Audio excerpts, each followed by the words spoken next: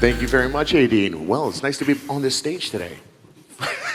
Well, yeah, I was you're here earlier today, and I was watching so many great panels, and it's nice to be part of one, but especially one with so much talent in the marketing space here. Now, today's panel is planning a marketing budget for Web3, which sounds daunting. And in fact, it's something that's scary for me as someone who originally was coming from Web 2. I was like, okay, how do I do this Web 3 thing? But luckily today we have 4 very established individuals in the space who are going to be giving us the tips and tricks on how to break it in the market. So first off, I'd like to start with David. Can you all introduce yourself one by one? Just tell us a little bit of your background and what you do. So David, take it away. Yeah, so my name's David Pugh-Jones. I'm the Chief Marketing Officer of CUDOS, which is a layer 1 blockchain, Cosmos-based, and layer 2 decentralized cloud computing product called CUDO Compute, which basically is using the world's idle computing rather than using centralized data centers. Background-wise, I've been in Web3 since 2016, and prior to that, I was leading European strategy at BuzzFeed, and I spent 10 years as the Global Creative Director at Microsoft. So, wow. Dean. Sure. Dean Akinjobi, CEO of Football Media. Football Media are a digital advertising and sponsorship agency. We have a global reach of around 100 million unique football fans across the globe. We work with multiple channels and brands such as the likes of Nike, Adidas, Puma, and multiple different football clubs.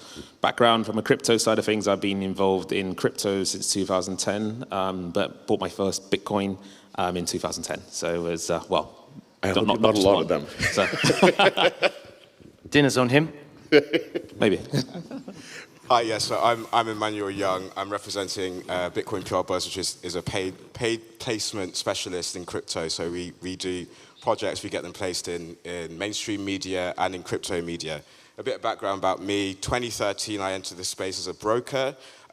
Grew one of the largest brokerages in the UK. Had to quit because of the banking system was so against crypto back then. But I learned a lot. I then naturally became a trader and investor in this space and invested in so many projects at 2016 to about 20. Obviously continuing until now too.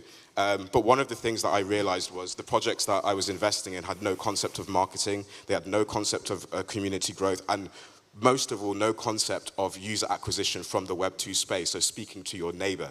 So right now, that's what I like to do, basically. I like to work with projects to help them to acquire users from the Web 2 space, because we're not expanding, sorry, I'm going on a little bit, but we're not expanding into a vacuum here, we're expanding into the Web 2 space. Fantastic. Arvin. Yeah, so my background is investor relationship marketing with public companies. Originally, I was the paid ads guy that I was running 500K a month paid advertising for public companies, just finding short-term and long-term investors online. And then I tried to do the same thing in the NFT market, sold out a bunch of projects, and then got popular around that. And then so just continuing to advise and consult NFT projects. Fantastic. And Dev? So I am the CEO and founder of Blockwiz. We are one of the world's largest Web3 marketing agencies. I've been in the space for about 7 years now. Started as a regional manager at OKEX, then as a regional manager again at Paxful. Somewhere around 2017, much like the audience members correctly said, I realized that the industry really lacked proper digital marketing. So I left my jobs, I started Blockwiz, and what we do basically is that we specialize in strategic digital marketing. Doing it the old-fashioned way with a larger focus on organic marketing, and it's one of the core things that we do. Okay, fantastic. So we have a wealth of marketing experience here. So I'm Mr. Web 2. You know what? I said, I'm going to start a new Web 3 company. I need to market. What do I do? So where do I start in starting a budget on a Web 3 marketing campaign? Do I just throw it all in Discord ads? Anyone want to take this? I mean, how long have you got? Oh.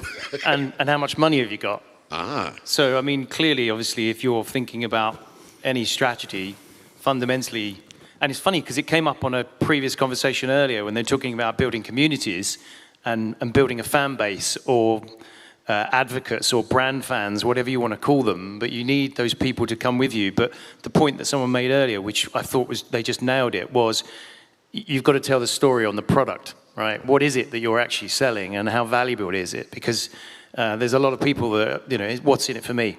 What's the give gets?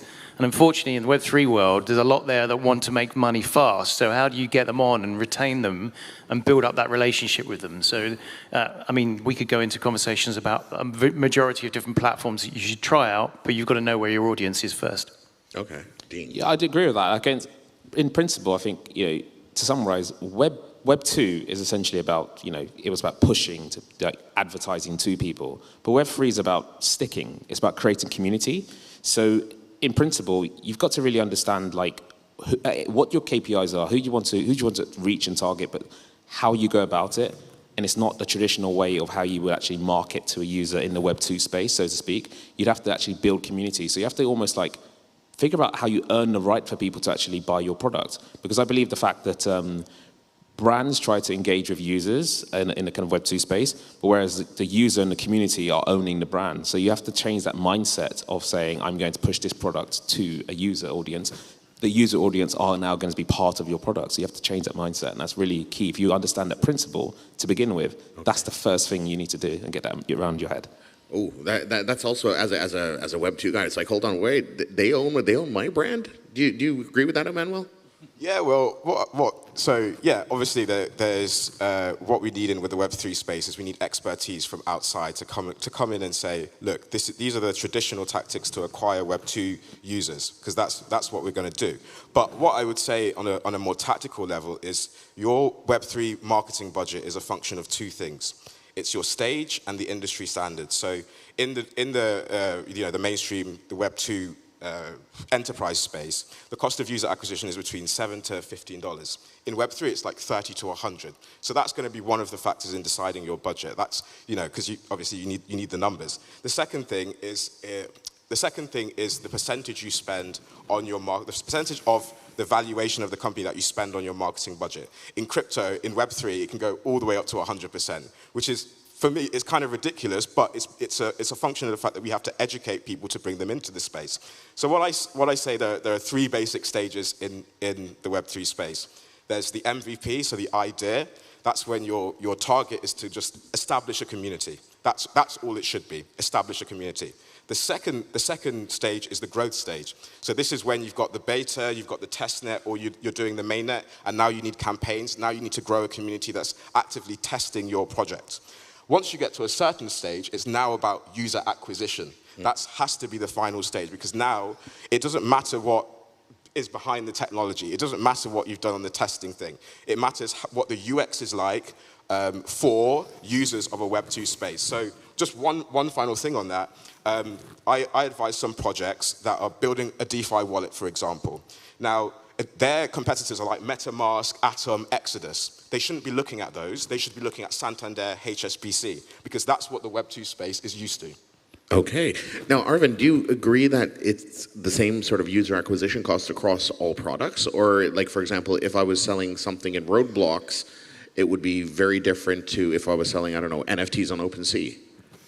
Yeah, so that's actually very important, because the cost in the bear market and bull market is obviously different, right? So the cost per, let's say, whitelister acquisition in the bull market was somewhere around $2, $3. Now it's almost like $10. And then the conversion is also lower. It used to be almost like 50% of the whitelisters would buy, I'm specifically now talking about NFTs, but it's really Web3, would buy your NFTs, but now about 8.75% of them will buy your NFTs. So now you need, not only you pay more, but you also need almost 10 times more people if you're gonna go through the same strategy, right? So then actually it's good not to go through that strategy, obviously, not to do those things that everyone else is doing.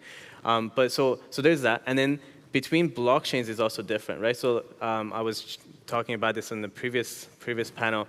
The XRP, for example, right now, we just almost sold out a project over there just because everyone's excited. So it's almost like Ethereum maybe a year ago. right now on XRP. So that's why it's, the price is actually lower. Okay, Yeah. okay. So this is something interesting because you guys were talking about build community. This is interesting. Build a product based on a community. This is another space in Web3 which also gets very exciting. So you can find a community that's there and make something for them, which gets them jumping up. What do you think about this, Dev? When it comes down to it? So it depends on if the question is about building a product out of a community. Yeah. It kind of goes down into the basics, right? So no one's really interested in your product, right? They're interested in how it benefits them. That's one of the fundamental things that a content marketer just learns when they're starting out. So if it's a community, then educate the user or your target audience what they get from that community. So if, let's say I create a marketing DAO, right, of the 5 of us or the 6 of us, what's the benefit that each of us gets? Right? That's what's going to put us in the community. If I'm able to communicate that benefit well, you're going to invite 5 others. So I see that as one of the primary drivers. And if you're able to do that well, I mean, we've been talking about customer acquisition costs, and it's correct, right? They vary based on the timeline that you have. They vary based on the cycle of the market. But the best brands keep it stable. And I've seen this happening. For example, do you think Ledger's cost of customer acquisition would have gone down or up during the bear market? It would have gone down, right? Everyone wanted to get a private non-custodial wallet. So if your product messaging is correct, you can actually mix in a lot of organic marketing into your overall marketing mix and keep your cost of acquisition down as well. And that actually helps you build any community and create products out of the community as well. So now just a quick question. Are you looking in different places to build community and to buy community from in a Web3 space? Can we just go down the normal Facebooks and Twitters and just spend all our advertising there and we'll bring everything? Well, I'm a firm believer in hunting and gathering. And sometimes you'll find fans of your brand in unknown spaces. And invariably, you'll find is that once you start to understand how their brains work and how they begin to love what you're doing, is they start to bring in that organic community that they have. It's like anything. But you have, again, we test and learn, right? We're trying all sorts of things. And you look at Web2 brands, they do the same. They have a minimal amount of budget that's allocated to innovation. Currently, innovation budget for brands in Web2 is metaverse and NFTs. Mm-hmm. Pretty much 99% of it.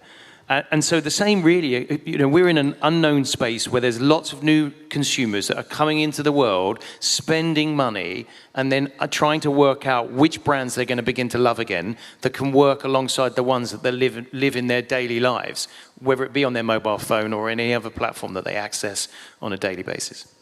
Dean, do you agree with that? Yeah, I would say I agree with the aspects of test and learn. I think test and learn is a tried and tested sort of principle. I think the fact is whether you're Web 3, Web 4, Web 5, right? It's always going to be test and learn. This principle is not going to change. So, but it's how you test and learn as well. So it's like it's being smart about it. It's identifying, working with particular brands, particular agencies that actually understand the space, which will save you much more time in the testing and learning, because they will have obviously learnings from different brands that we've worked with, or different projects we've worked on. But ultimately, I think, as I said, I think it's down to identifying these platforms and channels.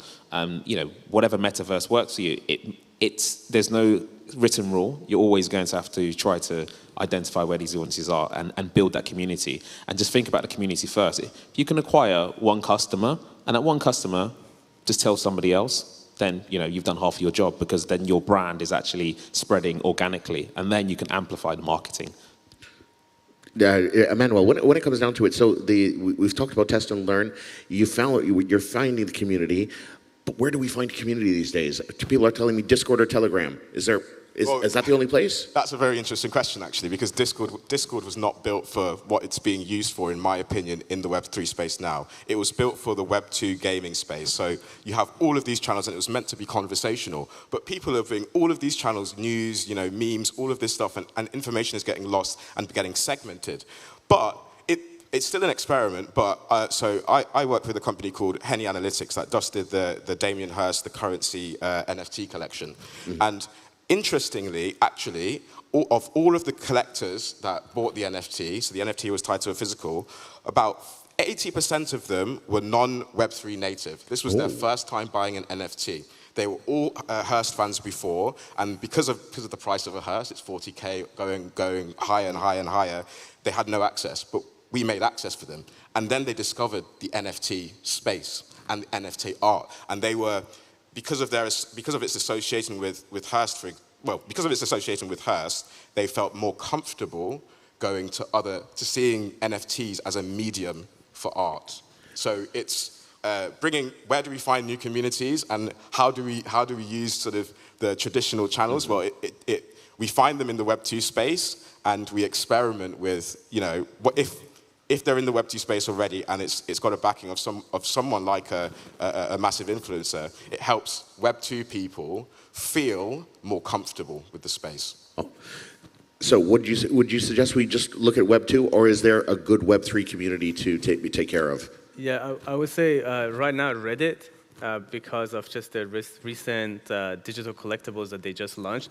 So they added 1.3 million new wallets to this market, which is, if you compare it to OpenSea, which has like about 500,000, so that has more wallets than OpenSea. So it's a really good place right now to obviously get in front of people and just market yourself. There are like a lot of subreddits, people passionate to talk about different things, so you want to be there. So that's one, obviously. Okay. One last tip for if we're looking at planning our marketing mix, where would you go, Dev? So I feel something that's going to be evolving more so in marketing over the coming years is right now everything we've discussed has been Twitter, it's been Discord, Telegram, Reddit, right? These are all Web2 platforms. I think with growing users in Web3, marketing is going to evolve into marketing 3.0 as well, where we're going to be using Web3 channels to acquire users in Web3 products. It's just a no-brainer, right? So I strongly believe the next Amazon is going to be built on Web3, because let's look at OpenSea. They're launching possibly a programmatic or a paid advertisement vertical within their own ecosystem as well, so you can actually target and sell your NFTs on their platform. Now, if you're an NFT creator, you would rather run ads on OpenSea rather than Google, right? So that could be done on Metaverse. So I feel 5 years from now, it might have, just like it shifted with traditional newspaper advertisements to digital marketing, I feel Web3 marketing becomes the next thing and the next innovation in marketing. Guys, we're out of time. I would like to go on for an hour, but we can't. But thank you so much for the insight. A very big round of applause. Ladies and gentlemen, this has been the panel all about Web3 marketing. Thank you, guys. Thanks. Thanks so much.